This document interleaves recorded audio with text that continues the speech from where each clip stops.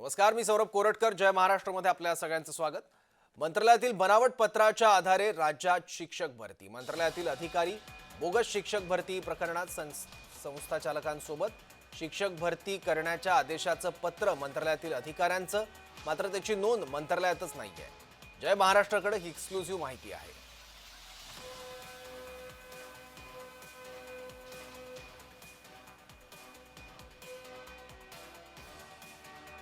बनावट पत्राच्या आधारे राज्यात शिक्षक भरती करण्यात आलेली आहे. 500हून अधिक शिक्षकांची बनावट पद्धतीने भरती करण्यात आलेली आहे आणि हा मोठा घोटाळा उघडकीस आलाय.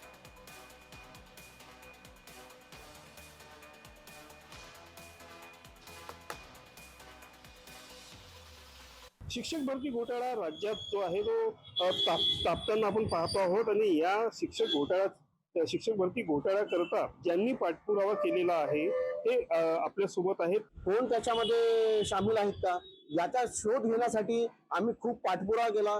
त्यामध्ये आम्हाला असं माहित झालं की कोणतंही पत्र त्या मंत्रालयातून निर्गमित झालं नाही. हे सगळे बनावट पत्र निर्गमित करण्यात आले असं भासवून शिक्षकांची पदभरती करण्यात आली.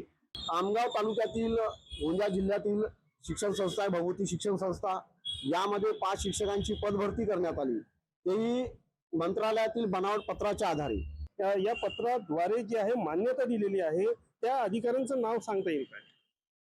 अवर सचिव सद माने यांच्या कार्यकाळामध्ये हे प्रकरण घडलेलं आहे.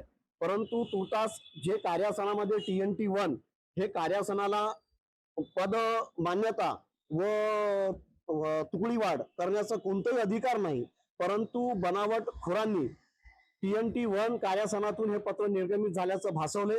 मुळात TNT2 ला हे अधिकार आहेत, त्याच्यातच त्यांचं बिंग फुटलं.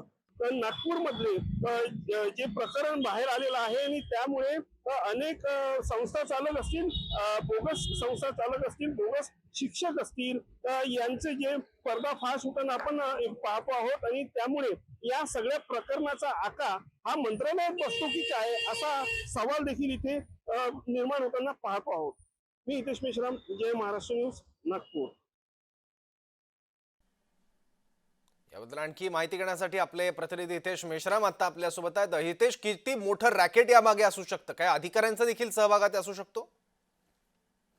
नक्की सौरभ, बघितलं गेलं तर हा जो घोटाळा आहे मागील काही महिन्यांपासून जो आहे याचा खुलासा जो आहे तो बाहेर आलेला आहे आणि या संदर्भात सुरुवात जी झालेली आहे ती संस्था चालकांपासून झालेली आहे. त्यानंतर शिक्षक जे आहे ते त्यांना देखील अटक करण्यात येताना आपण पाहतो आहोत आणि आता थेट मंत्रालयातले अधिकारी देखील या प्रकरणात जे आहे सामील असतानाचा पुरावा जो आहे तो आपल्या हाती आलेला आहे आणि त्या अनुषंगाने जर बघितलं गेलं तर सर्रासपणे जे आहे हे घोटाळा मंत्रालयातून देखील होत आहे हे इथे निष्पन्न होताना आपण पाहतो आहोत. मात्र या प्रकरणामध्ये या पुढील कारवाई SIT जरी नेमलेली असेल तरी पण या पुढील कारवाई मंत्रालयात असलेले जे आका आहे ते जे अधिकारी आहेत त्यांच्यावर कशा पद्धतीची कारवाई होईल, कशा पद्धतीची चौकशी होईल हे देखील बघणं तितकंच महत्वाचं आहे. सौरभ, ठीक आहे हितेश, धन्यवाद या माहितीबद्दल.